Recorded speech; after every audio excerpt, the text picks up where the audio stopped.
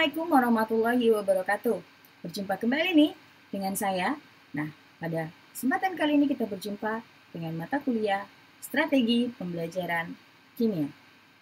Nah, untuk kesempatan kali ini kita akan membahas hakikat strategi pembelajaran. Sebelum kita membahas tentang hakikat strategi pembelajaran lebih lanjut, ada baiknya kita harus mengetahui dulu tujuan pembelajaran kita pada kesempatan kali ini. Nah, apa yang menjadi tujuan pembelajaran kita?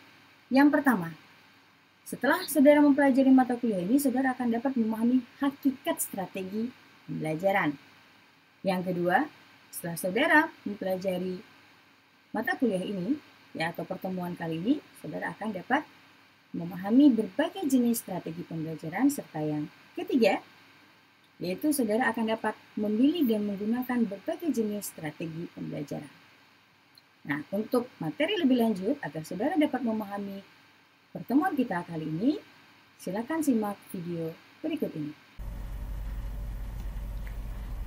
Pada pertemuan kedua, untuk mata kuliah Strategi Pembelajaran Kimia, kita akan membahas tentang hakikat strategi pembelajaran. Nah, adapun yang akan kita bahas, yaitu yang pertama adalah pengertian pendekatan, strategi, metode, dan teknik pembelajaran. Ya, kita bahas pertama dulu untuk pendekatan. Nah, pendekatan itu dapat kita artikan sebagai wawasan, wawasan yang sistematis. Nah, dapat kita artikan sebagai apa tadi? Wawasan yang sistematis. Oke. Nah, jadi pendekatan ini bisa kita katakan sebagai wawasan yang sistematis. Nah, wawasan ini, wawasan yang sistematis ini itu digunakan sebagai landasan kita untuk berpikir dalam menentukan suatu strategi. Wawasan ini kita gunakan untuk apa? Menyusun suatu strategi. Nah, strategi tadi dicapai dengan apa? Dengan menggunakan suatu metode dan teknik tertentu. Nah, apa tujuan kita? Nah, otomatis ini wawasan yang sistematis tadi digunakan sebagai landasan berpikir kita untuk menyusun suatu strategi, dengan menggunakan metode tertentu ataupun teknik tertentu, itu untuk mencapai tujuan. Tujuan tadi adalah tujuan pembelajaran, karena kita sekarang membahas mengenai pembelajaran. Oke. Nah, ini dapat kita simpulkan, pengertiannya seperti ini. Seperangkat wawasan yang secara sistematis digunakan sebagai landasan berpikir dalam menentukan strategi, metode, dan teknik ataupun prosedur dalam mencapai tujuan yang ditetapkan. Nah, sebagai seorang guru, kita harus punya wawasan. Nah, wawasan tadi dijadikanlah sebagai landasan berpikir kita dalam menentukan strategi kita. Ini siswanya seperti apa ya? Jadi strategi apa yang harus kita lakukan untuk mengatasi suatu problem, ataupun tidak ada problem, tapi bagaimana caranya tujuan pembelajaran kita tadi bisa tercapai. Ini dia. Baik, kita lanjut ke berikutnya. Tadi sudah pengertian pendekatan. Sekarang kita bahas mengenai pengertian strategi. Pendekatan tadi landasan berpikir yang digunakan untuk merumuskan suatu strategi, wawasan yang digunakan sebagai landasan berpikir dalam menentukan strategi. Nah, kira-kira strategi itu apa? Nah, strategi itu berasal dari bahasa Latin, Strategi itu berasal dari bahasa Latin, yaitu namanya strategia. Apa itu artinya? Strategia itu diartikan sebagai seni penggunaan rencana. Strategia ini adalah seni dalam menggunakan rencana. Dalam menggunakan rencana untuk apa? Pastinya untuk mencapai tujuan. Karena kita sebagai seorang guru ya, itu harus memiliki strategi. Untuk apa strategi tadi? Untuk mencapai tujuan. Nah, jadi strategi itu berasal dari bahasa Latin, yaitu asal katanya adalah strategia, yang artinya seni dalam menggunakan rencana untuk mencapai tujuan.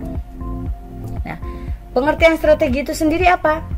Nah, pengertian strategi itu sendiri bisa kita katakan juga sebagai J.R. David ya 1976 mengungkapkan bahwa strategi tadi dikatakan sebagai a plan, method, or series of activities designed to achieve a particular educational goal. Nah, jadi dikatakan sebagai a plan, rencana. Ya, ini bisa kita artikan juga ya. Ini menurut J.R. David. Ya, menurut J.R. David itu dikatakan bahwa strategi itu adalah a plan, sebuah rencana. Dapat juga dikatakan sebagai method. Ya, method artinya metode. Dapat juga dikatakan sebagai a series of activities. Ya, series of activities berarti serangkaian aktivitas. Nah, apa gunanya? To achieve, untuk mencapai a particular educational goal, mencapai beberapa tujuan tertentu atau tujuan tertentu dalam suatu pembelajaran. Nah, itu dia. Oke. Nah, atau bisa ini sudah saya buatkan pengertiannya ya, atau dikatakan juga sebagai pola kegiatan pembelajaran yang dipilih dan digunakan guru secara kontekstual sesuai dengan karakteristik siswa, kondisi sekolah, lingkungan sekitar, serta tujuan khusus pembelajaran yang dirumuskan. Ini terlalu tekstual ya. Lebih bagus kita membuat bahasa sendiri. Jadi nanti saudara buatlah dengan bahasa sendiri, pahami, sehingga saudara bisa memunculkan pengertian sendiri.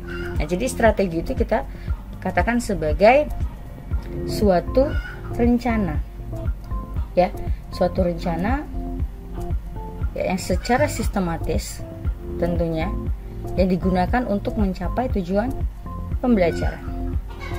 Nah, di dalam suatu strategi, karena tadi kita punya strategi. Nah, strategi tadi itu kan bagaimana? Strategi tadi itu akan dicapai dengan cara apa? Ada metode di dalamnya. Tadi sudah diungkapkan oleh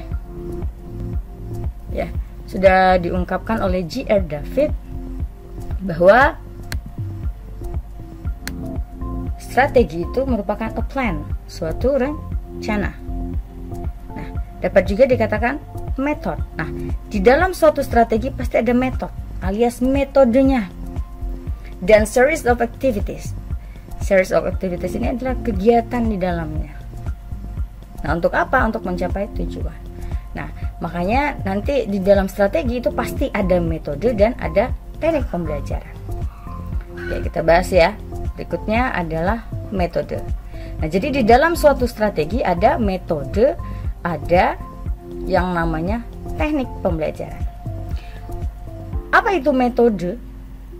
Ya, kalau metode, ya, metode itu kita artikan sebagai cara atau alat untuk mencapai tujuan.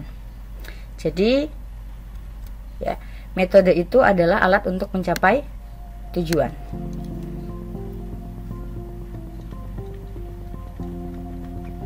Apa itu teknik?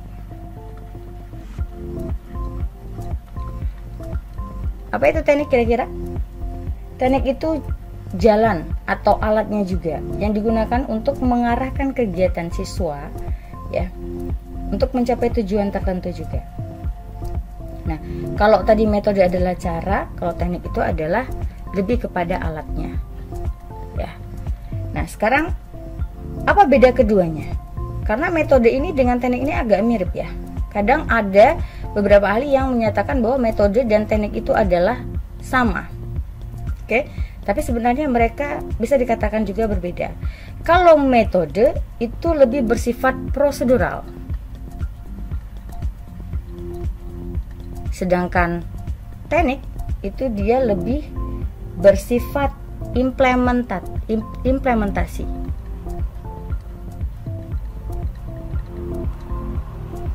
Ya. Apa maksudnya? Nah, begini. Kita misalnya mengajar, ya ada contoh. Kita mengajar misalnya menggunakan metode ceramah. Sama-sama menggunakan metode ceramah dengan misalnya ya, metode ceramah. Kita ingin mengajar kimia dengan metode ceramah. Nah, di dalam metode ceramah, yaitu kita mengikuti sintaknya, apa saja yang harus dilakukan. Setiap guru itu bisa melakukan metode ceramah, mengikuti langkah-langkah yang sudah ditentukan, ya sintaknya.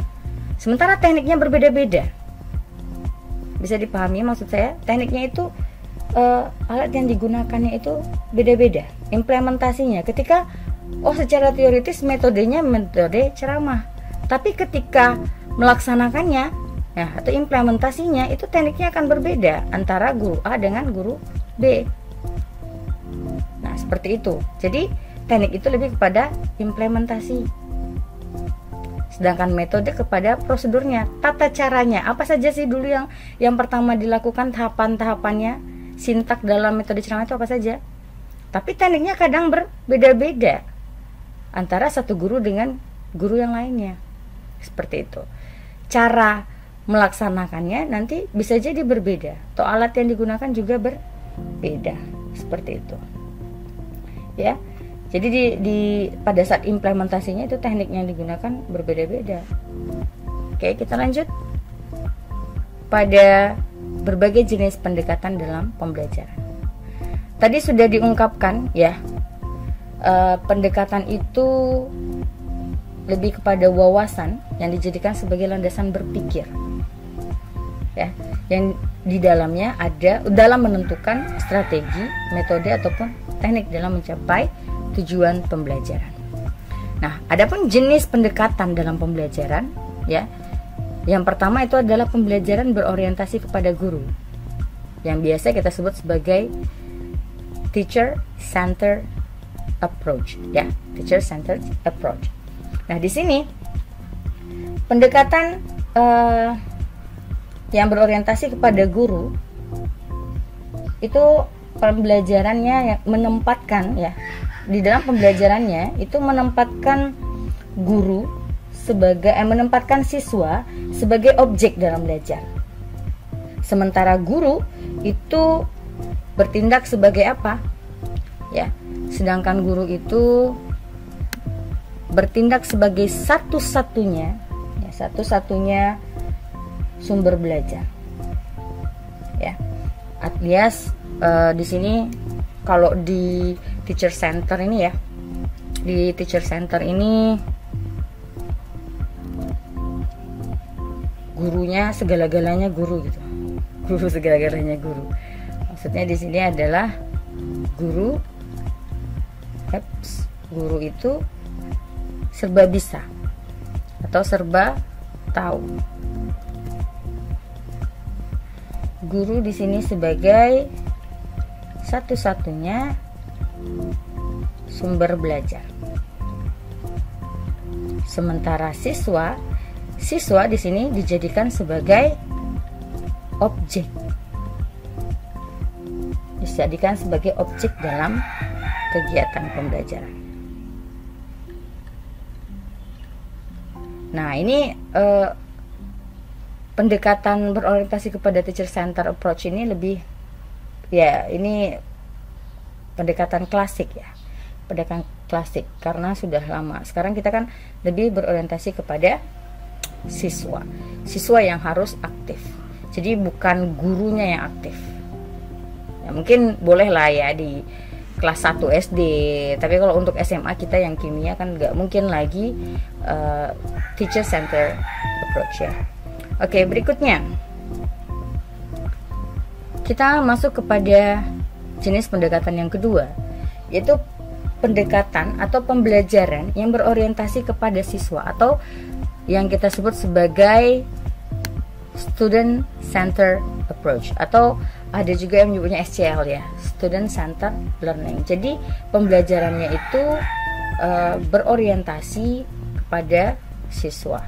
Oh, ini bukan pembelajaran harusnya ini ya. Ini harusnya pendekatan.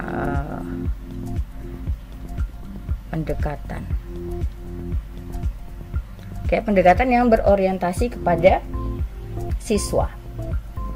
Nah, di dalam SCL ini atau Student Centered Approach itu siswa itu istilahnya itu dimotivasi, atau guru itu bersifat fasilitator di dalam proses pembelajaran. Jadi guru sebagai fasilitator. Nah, murid masih sama. Siswa itu tetap menjadi objek belajar. Hanya saja di sini dia lebih aktif. Atau istilahnya itu manajemen ya. Di sini pembelajarannya itu siswanya itu pembelajarannya berorientasi kepada siswa, di mana kegiatan pembelajarannya itu atau pembelajarannya itu manajemennya, pengelolaannya itu ditentukan oleh siswa. Jadi pembelajarannya itu bukan pembelajarannya, manajemen pembelajarannya ditentukan oleh siswa.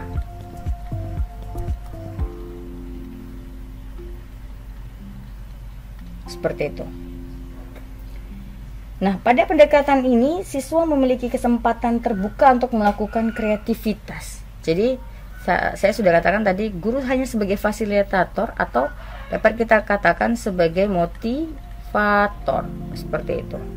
Sementara siswa itu harus lebih aktif.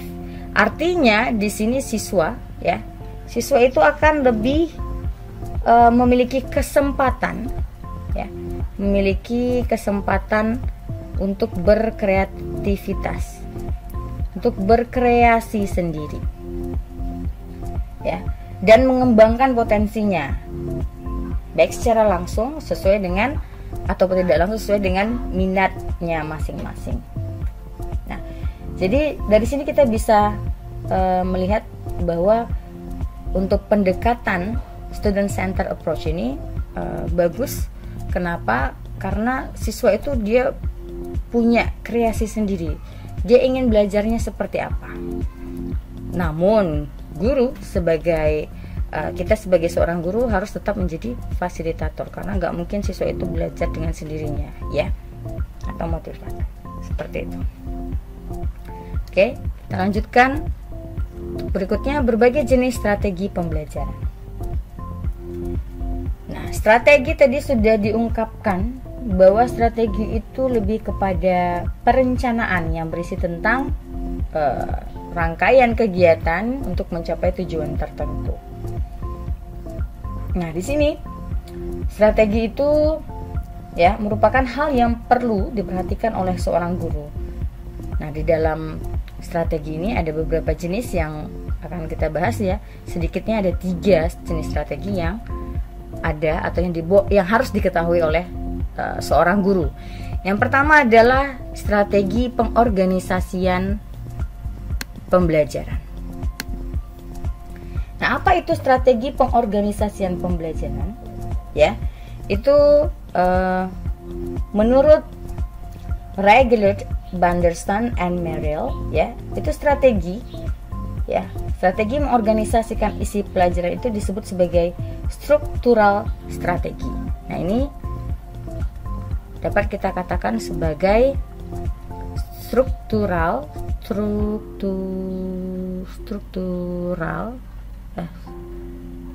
strategi.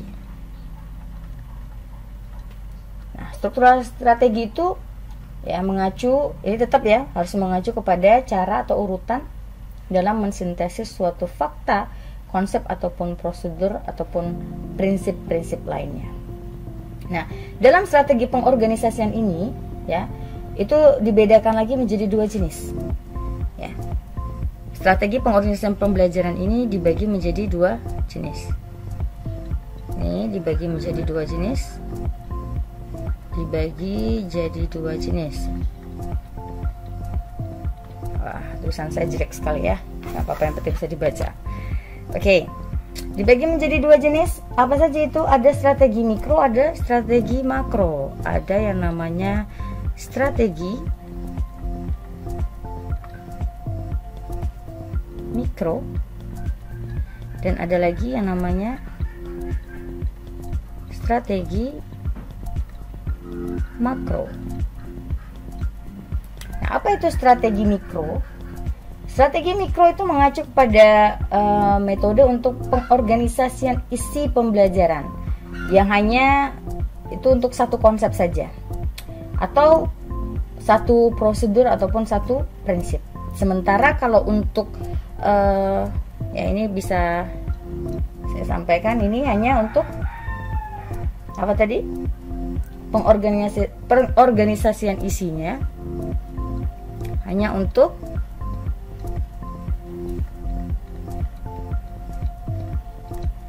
satu apa tadi, untuk satu konsep, atau bisa juga untuk satu prosedur ataupun prinsip.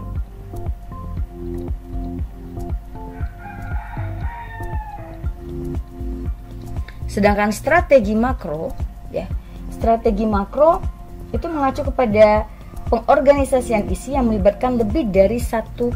Nah, kebalikannya berarti ya. Kalau ini tadi satu konsep, berarti ini lebih dari satu konsep atau prosedur atau prinsip. Seperti itu. Berikutnya, yang kedua, yaitu strategi penyampaian pembelajaran. Nah, strategi penyampaian pembelajaran ini lebih kepada bagaimana cara menyampaikan isi pembelajaran, ya. Ini lebih kepada penyampaian isi pembelajaran. Nah, dalam menyampaikan isi pembelajaran ini tentu kita harus memiliki istilahnya itu, kita menyampaikannya itu harus memiliki tujuan, yaitu agar apa? Agar siswa kita mengerti atau memahami materi yang kita ajarkan. Nah, sekarang kita bahas fungsi dari strategi penyampaian pembelajaran. Nah, apa fungsinya? Fungsinya apa? Untuk menyediakan informasi, ya. Ini strategi penyampaian pembelajaran memiliki fungsi. Fungsinya tadi yaitu untuk menyediakan informasi. Apakah hanya informasi saja? Tidak, kita juga bisa, ya, atau di sini penyediaan bahan-bahan yang diperlukan oleh siswa kita, ya, oleh siswa. Jadi menyediakan informasi atau bahan-bahan yang diperlukan oleh siswa agar dapat memahami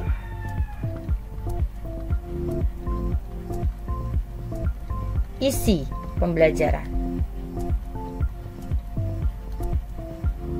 Misalnya, kita ingin mengajarkan mengenai konsep asam basa. Nah, di dalam konsep asam basa itu kita harus menyiapkan segala bahan-bahannya. Misalnya kayak praktikum. Nah, tidak mungkin kan siswanya yang menyiapkan istilahnya itu LKS-nya.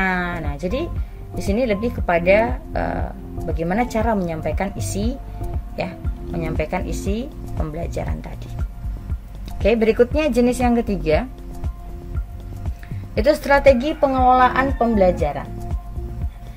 Di dalam strategi pengelolaan tadi kita sudah membahas tentang strategi pengorganisasian, kemudian strategi penyampaian pembelajaran. Nah, berikut strategi pengelolaan pembelajaran. Strategi pengelolaan pembelajaran itu merupakan komponen variabel metode, ya, yang berkaitan dengan bagaimana cara menata interaksi antara siswa dengan metode pembelajaran, ya, yang akan kita terapkan. Jadi bagaimana caranya tadi, ya, menata supaya tadi metode yang kita gunakan itu ya sesuai dengan siswa kita. Mengelola strategi pengelolaan pembelajaran. Jadi misalnya seperti ini ya, kita tadi strategi mengelola pembelajarannya tadi, saya ingin mengkombinasikan, misalnya mengkombinasikan antara satu metode dengan metode lainnya. Oke. Dalam mengelola itu saudara harus mampu sebagai seorang guru mencoba untuk membuat siswa tadi itu bisa mengikuti, atau istilahnya itu mengikuti segala tahapan-tahapan atau berinteraksi dengan tahapan-tahapan yang sudah kita tentukan. Misalnya kita ingin mengajarkan asam basah. Asam basah kita menggunakan yang namanya praktikum. Praktikum ini kan salah satu bentuk metode. Kemudian dalam praktikum kita juga menggunakan yang namanya, ada lagi yang namanya istilahnya itu metode demonstrasi. Nah, jadi bagaimana nanti cara saudara untuk mengelola metode-metode yang saudara ambil tadi dalam proses pembelajaran sehingga siswa tadi itu mampu berinteraksi dalam proses pembelajaran yang menyebabkan otomatis tujuan pembelajaran kita akan tercapai. Seperti itu. Jangan sampai nanti istilahnya itu tidak tertata dengan rapi. Pertama jadi siswanya kacau. Ada yang praktikum, ada yang demonstrasi. Jadi kita harus membuat suatu pengelolaan agar tadi strategi pembelajaran kita itu ya untuk mencapai tujuan bisa tercapai. Oke, lanjut. Kita bahas tentang konsep dasar strategi pembelajaran. Di dalam konsep dasar strategi pembelajaran itu ada beberapa yang kita bahas. Yang pertama adalah spesifikasi serta kualifikasi perubahan tingkah laku. Ya. Nah, itu dia. Di dalam konsep dasar strategi pembelajaran ini, untuk yang spesifikasi dan kualifikasi perubahan tingkah laku,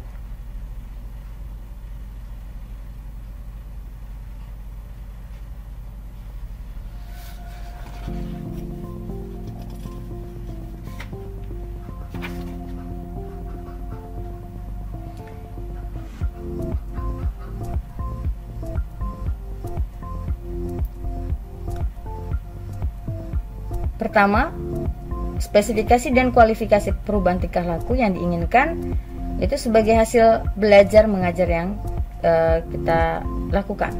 Nah,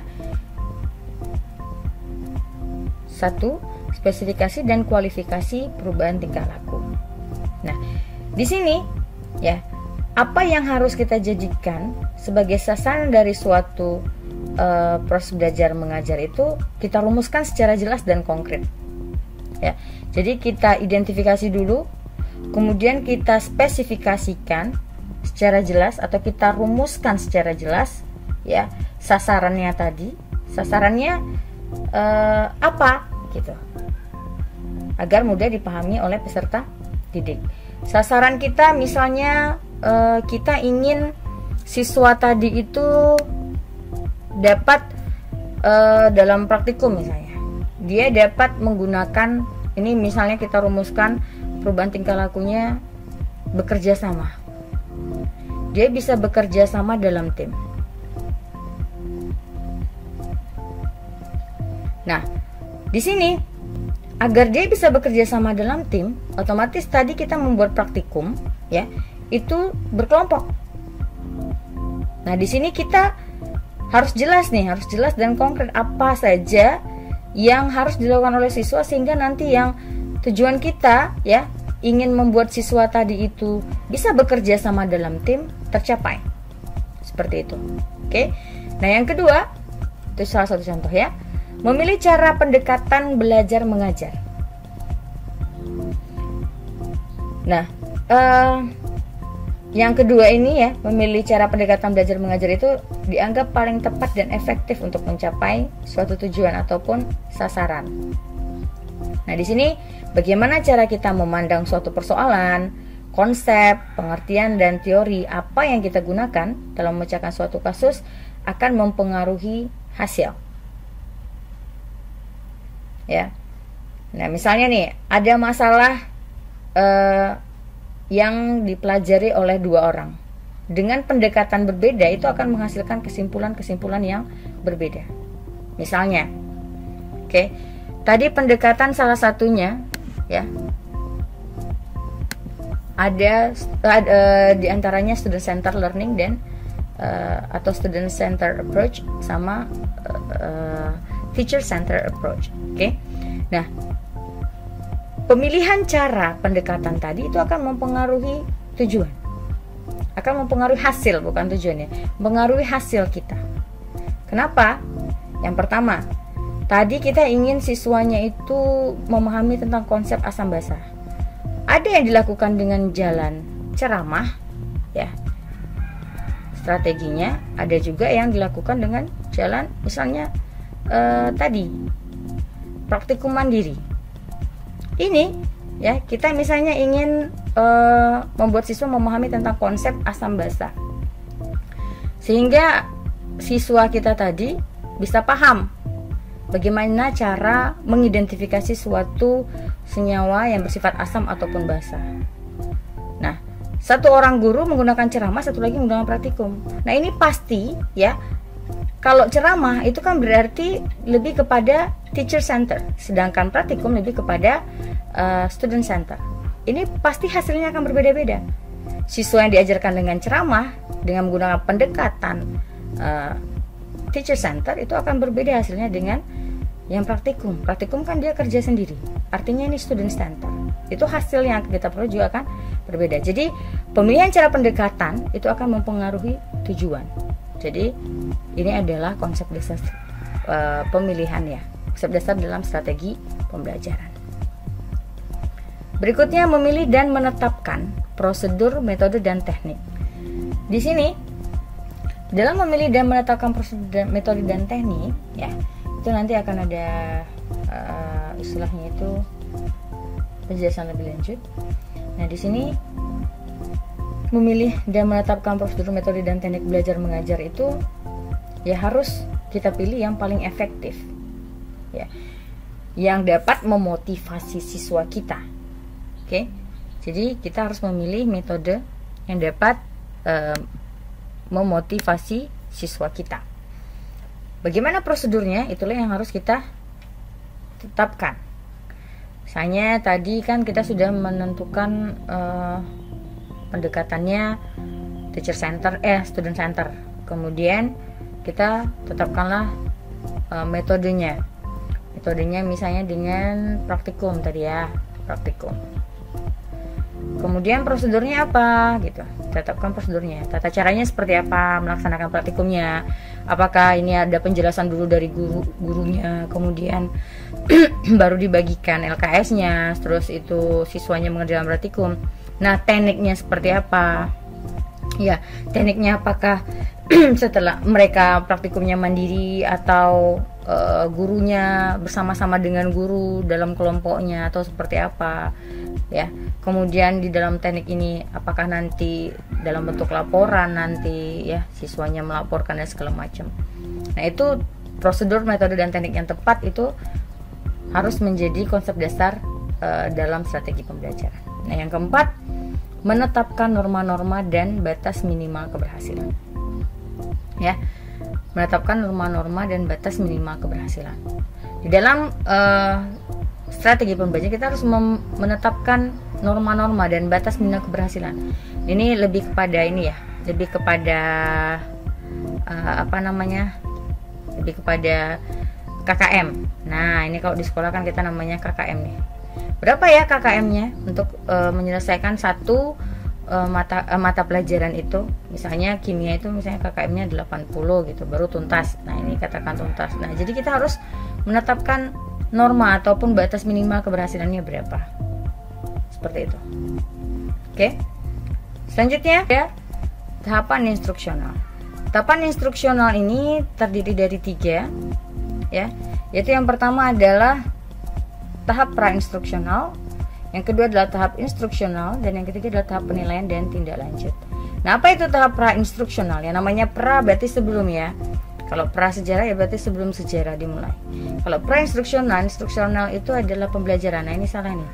Ini ins ya. Tahap pra-instruksional berarti tahap yang dilaksanakan sebelum memulai pembelajaran. Nah, biasanya guru di sini istilahnya itu berdoa, ya meminta ketua kelas ya untuk memimpin doa. Kemudian mengabsen siswa. Apa gunanya? Supaya mempersiapkan siswa kita ready nggak ya untuk belajar saat itu. Kemudian ada tahap instruksional, tahap pembelajaran dimulai. Nah, di sini yang wajib ada, yaitu yang wajib dilakukan oleh guru adalah menyampaikan tujuan pembelajarannya. Mengapa? Karena siswa itu harus tahu apa tujuan dia belajar. Jangan sampai dia belajar tapi nggak tahu tujuan dia ngapain belajar gitu. Jadi harus menyampaikan tujuan pembelajaran terlebih dahulu. Baru kemudian menyampaikan materi. Penyampaian materi tentunya dengan menggunakan strategi, metode ataupun teknik tertentu. Berikutnya yang ketiga, tahap penilaian dan tindak lanjut. Di dalam tahap penilaian dan tindak lanjut, ini gunanya apa? Kita menilai sejauh mana siswa tadi memahami tentang tentang materi yang sudah kita ajarkan dan merencanakan tindak lanjut ke depannya. Misal tadi kita mengajarkan tentang perhitungan pH. Setelah kita mengajarkan, kemudian kita memberikan pertanyaan. Penilaian ini bisa melalui kuis ya, kuis, atau penilaian ini yang penilaian di dalam kelas kuis. Istilahnya mau melihat sejauh mana siswa mengerti tentang materi yang sudah kita ajarkan. Nah, kalau penilaian secara keseluruhan ya kuis ya, atau bisa juga kita katakan sebagai evaluasi. Kita mengadakan evaluasi. Gunanya untuk tindak lanjut. Seandainya tadi siswa kita tidak paham, otomatis kan nanti di pertemuan berikutnya, wah ini siswanya nggak paham nih. Apakah kita mengulang kembali atau kita mengadakan atau membuat suatu rencana atau strategi lain sehingga siswa tadi yang tidak tuntas tadi itu bisa sama-sama tuntas dengan teman yang lain. Nah, itulah fungsinya penilaian. Penilaian itu atau evaluasi itu gunanya untuk apa? Menentukan apakah tujuan pembelajaran kita sudah tercapai. Jika belum, maka kita harus melakukan yang namanya tindak lanjut.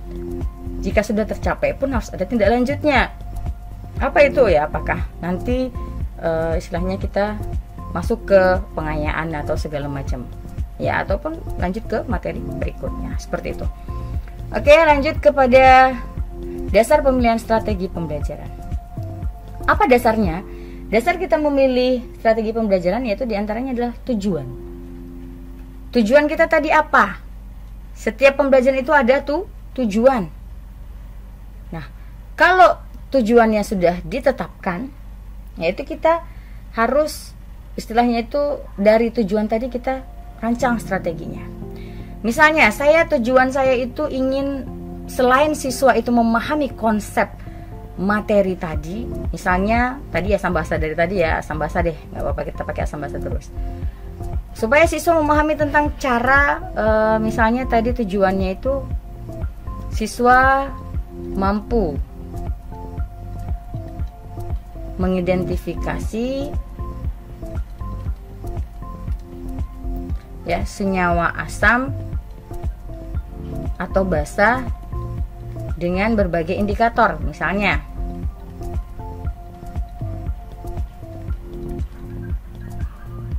Oke, itu tujuannya. Nah, apa strateginya? Strateginya saya bisa menggunakan dalam merancang tadi itu, saya mau menggunakan metodenya itu problem based learning. Ya, strateginya itu problem based learning. Jadi saya menyediakan istilahnya itu, saya meminta siswanya itu sendiri yang merancang, atau dapat kita gunakan misalnya discovery learning ya, atau inquiry. Saya sediakan alat-alat dan bahan praktikum, tetapi saya tidak membuatkan istilahnya LKS-nya. Jadi dia berpikir sendiri bagaimana cara mengidentifikasi zat-zat tadi. Misalnya bahan-bahan tadi saya sediakan jeruk nipis, saya sediakan sabun, saya sediakan soda kue dan segala macam. Ya, itu nanti ada kubis ya, kubis ungu. Ya. ada kunyit. Nah, itu bagaimana cara dia mengidentifikasi apakah senyawa zat tadi itu bersifat asam atau basa. Itu dia akan berpikir, menemukan sendiri, inquiry atau discovery learning. Oke, itu dia. Jadi tujuan itu akan menentukan strategi kita, apa yang akan kita gunakan, yang akan kita ambil. Yang kedua, aktivitas dan pengetahuan awal siswa. Misalnya nih, dalam pembelajaran saya bertanya kepada siswa, apakah saudara pernah misalnya mempelajari atau pernah mengenal ya senyawa asam atau basa? Pasti pernah, ya kan? Atau bisa jadi nggak tahu. Apakah saudara tahu apakah soda kue kira-kira bersifat asam atau basa? Ada yang nggak tahu. Kita sebutkanlah berbagai macam bahan-bahan yang ada di sekitar kita. Kita tanyakan kepada siswa, apakah mereka tahu itu bersifat asam atau basa? Ternyata nggak tahu. Nah, berarti pengetahuan awal siswanya rendah. Artinya apa? Kita harus merancang strategi gimana siswa tadi itu bisa mengetahui tentang bahan-bahan yang ada di sekitarnya itu bersifat asam atau basa. Artinya kita mungkin bisa merancang yang namanya contextual learning. Contextual learning, pembelajaran kontekstual. Kenapa? Yang lebih ya mengarahkan siswa ke dunia nyatanya, ya, atau menggunakan strategi di mana siswa tadi mempelajari konsep asam basa itu dari alam sekitarnya, gitu, ya. Jadi itu juga akan mempengaruhi pemilihan strategi kita. Selanjutnya, integritas bidang studi. Setiap bidang studi itu berbeda-beda, ya. Kimia saja itu kan banyak jenisnya ya. Ada yang bersifat teoritis, ya, ada yang bersifat hitungan. Hitungan ataupun teoritis itu akan mempengaruhi strategi. Kenapa mempengaruhi strategi? Kalau dia hitungan itu nggak mungkin kita menyuruh siswa langsung tiba-tiba tanpa penjelasan siswanya langsung disuruh ngerjain soal. Nggak mungkin. Karena biasanya hitungan itu harus diajarkan dengan metode ceramah misalnya. Ya, walaupun ceramah itu klasikal, tapi itu sangat-sangat dibutuhkan untuk bidang tertentu atau materi tertentu. Seperti itu. Tapi kalau untuk teoritis, misalnya kita tentang koloid, itu sebagian materi koloid itu bisa dibaca saja tanpa harus istilahnya kita jelaskan terlebih dahulu. Kenapa? Karena dia lebih kepada teoritis. Nah, itu pasti akan mempengaruhi strategi apa yang akan kita gunakan. Seperti itu. Oke, itu dia tentang pemilihan strategi. Kita masuk ke berbagai metode pembelajaran. Apa saja metode pembelajaran? Itu banyak ya, sangat banyak sekali. Tadi sudah saya jelaskan beberapa. Di antaranya apa? Tadi adalah metode ceramah. Metode ceramah. Metode ceramah itu ya, saudara sudah tahu semua ya. Metode ceramah itu apa? Yang pertama adalah metode ceramah. Metode ceramah itu penuturan ya, penjelasan langsung dari guru. Nah, metode ceramah ini sangat sering digunakan apalagi kalau untuk tingkat rendah ya. Misalnya untuk anak level SD. Untuk sekolah SMA pun masih juga seperti itu. Masih banyak karena siswa itu kadangkala tidak paham kalau tidak diceramahi gitu, tidak dijelaskan ya. Nah, apa kelebihannya? Kelebihan itu yang pertama sering digunakan orang ya, murah, dapat menyajikan materi secara luas ya, karena kan guru nih yang akan ini istilahnya itu ini ya, keuntungannya, kelebihannya ya, kelebihannya apa? Murah. Kemudian waktunya itu untuk penyampaian materi lebih banyak. Jadi materi itu yang disampaikan lebih banyak. Kenapa? Contoh, kalau misalnya dengan metode diskusi, itu kadang-kadang diskusinya jalannya sebentar, ngomongnya lama, ngobrol, ya. Itu dia. materi yang disampaikan lebih banyak, kemudian organisasi kelas itu dapat diatur. Ya, kita dapat mengatur kelas. Kenapa? Karena biasanya kalau guru yang ngomong nih, jarang siswanya yang ribut. Tapi kalau temennya yang presentasi itu biasanya kadang yang di depan presentasi, yang di belakang juga presentasi, begitu. Ya, itu diantaranya ya. Cuman kelemahannya apa? Ya, kelemahannya apa? Kelemahan dari metode ceramah ini, siswanya tadi itu istilahnya terpaku pada guru. Ya, ini kelemahannya.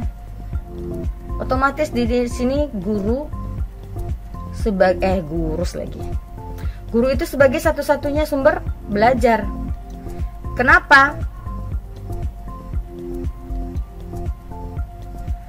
Guru sebagai sumber belajar, satu-satunya sumber belajar. Karena tadi penjelasannya semuanya dari guru. Di sini kadangkala ya, siswa itu malah tidak aktif. Ada beberapa siswa yang takut untuk bertanya. Ya, itu juga bisa menjadi istilahnya itu kelemahannya.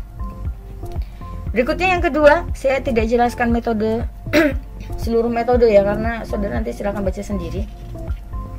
Berikutnya ada lagi, kira-kira apa nih metodenya? Yang kedua, selain ceramah nih, demonstrasi misalnya. Ya. Misalnya metode demonstrasi. Nih, biasanya kimia suka nih. Kalau misalnya alat terbatas, kita demonstrasikan saja praktikumnya, seperti itu ya. Itu dia untuk demonstrasi. Kemudian ada lagi yang ketiga, demonstrasi ini sudah tahu ya, nggak perlu dijelaskan yang gimana-gimana. Saya rasa saudara sudah paham semua. Ya, demonstrasi ini ya kita istilahnya itu mendemokan, menunjukkan kepada siswa ya, mempraktikkan sesuatu kepada siswa, praktikumnya ya, tapi didemonstrasikan. Dia tidak mengerjakannya secara sendiri. Kemudian selanjutnya itu selain dari metode demonstrasi, kita juga punya yang namanya metode diskusi. Nah, diskusi itu biasanya siswa dihadapkan pada suatu permasalahan. Pada suatu permasalahan yang akan didiskusikan. Biasanya kalau di kimia itu setelah praktikum biasanya suka ada diskusi ya. Apa gunanya? Supaya mengecek apakah siswa tadi paham atau tidak. Kemudian jika misalnya praktikumnya tadi berbeda hasilnya dengan yang ditetapkan, maka didiskusikan kira-kira apa penyebabnya, seperti itu. Ya, jadi diskusi itu lebih kepada pemberian suatu permasalahan kepada siswa agar dapat diselesaikan oleh mereka secara bersama-sama. Nah, diskusi itu ada banyak jenisnya. Ada yang namanya diskusi kelas. Diskusi kelas, ada lagi yang namanya diskusi kelompok kecil. Ada lagi yang namanya simposium. Ada yang namanya diskusi panel. Diskusi panel. Kemudian juga ada lagi yang namanya diskusi panel. Kayaknya itu aja ya. Diskusi kelompok kecil. Diskusi kelas itu kalau ada kecil, kalau ada besar ya. Diskusi besar itu adalah diskusi kelas, sama ya. Nah, di dalam pelaksanaan diskusi ya itu akan berhasil jika disiapkan dengan matang. Kenapa? Karena kadangkala dalam pembagian baik itu diskusi kelompoknya itu kecil. Kalau diskusi kelompok kecil, kalau kelompoknya seandainya gurunya menyusun kelompok, itu istilahnya kemampuan akademiknya rendah semua, itu nggak jalan diskusinya. Maka di sini juga diperlukan strategi seorang guru bagaimana caranya diskusi tadi tetap berjalan, seperti itu. Oke, yang keempat, metode simulasi. Apa itu metode simulasi? Simulasi itu dapat kita artikan sebagai itu berasal dari kata simulate, artinya berpura-pura.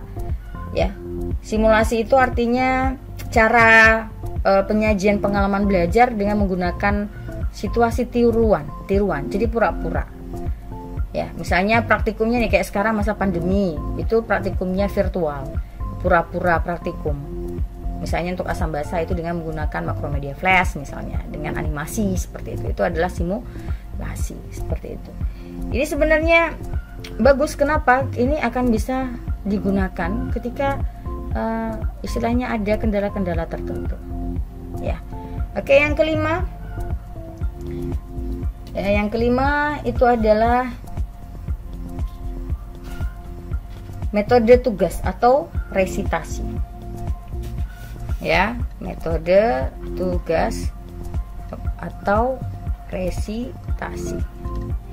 Metode tugas atau resitasi itu beda dengan PR ya. Ya, tidak sama dengan PR, tapi lebih luas daripada PR. Nah, tugas dan resitasi ini merangsang anak untuk aktif belajar baik secara individu ataupun kelompok.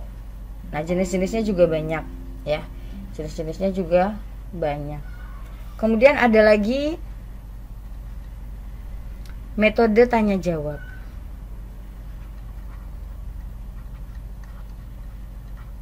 Tanya jawab berarti saya nggak perlu ini ya. Yang namanya tanya jawab pasti komunikasi dua arah, ada yang bertanya, ada yang menjawab. Nggak mungkin ada yang bertanya tapi tidak ada yang menjawab. Kemudian yang ketujuh ada yang namanya problem solving, pemecahan masalah. Jadi siswa nanti diberikan suatu permasalahan untuk dipecahkan supaya ya permasalahan tadi menemukan penyelesaiannya. Oke. Biasanya membahas suatu fenomena ya. Misalnya, kenapa kira-kira raksa itu logam tapi cair? Kenapa? Nah, itu kan problem. Atau kenapa misalnya ketika tangan kita basah kita memegang logam Na itu akan terbakar. Nah, itu kan problem solving. Kenapa? Nah, itu apa alasannya? Mengapa demikian? Seperti itu. Kemudian ada lagi yang namanya metode sistem regu atau team teaching. Jadi team teaching ini gurunya itu yang ngajar satu mata pelajaran itu bukan satu tapi dua untuk mengajar kelompok siswa yang sama. Biasanya dalam perkuliahan itu juga suka ada. Jadi satu mata kuliah 2 dosen. Kemudian ada yang ke-9 itu metode latihan atau yang biasa kita sebut sebagai drill. Seperti itu. Ya. Ini metode latihan. Kemudian ini lebih kepada motorik biasanya ya, atau juga bisa juga melatih kecakapan mental, menghitung rumus dengan menggunakan rumus. Pokoknya latihan ya. Kemudian metode karya wisata. Karya wisata atau field trip ya. Field trip. Nah, ini kimia bisa juga nih ya. Kita pergi ke alam ya, ke alam misalnya kita pergi ke Kawah Biru. Nah, kenapa Kawah Biru itu yang ada di Bandung itu kayak seperti berawan putih? Kenapa ada air panas? Kenapa dan kenapa? Itu tapi kita dengan karya wisata, belajar dari alam atau belajar dari tempat wisata yang ada. Seperti itu. Nah, mungkin ini saja berbagai metode, masih banyak metode yang lainnya yang saya jelaskan sini, hanya ini saja. Nah, untuk berikutnya saudara akan ada tugas. Nanti saya minta saudara menjelaskan, yang membuat penjelasan mengenai metode, setiap metode ini, dan buatlah apa kelebihan dan kekurangannya. Oke, sekian penjelasan dari saya untuk pertemuan kali ini. Untuk tugas nanti akan saya posting di Bobaf ya. Kita akhiri pembelajaran kita pada pertemuan 2 untuk hakikat strategi pembelajaran. Saya akhiri dengan Assalamualaikum warahmatullahi wabarakatuh.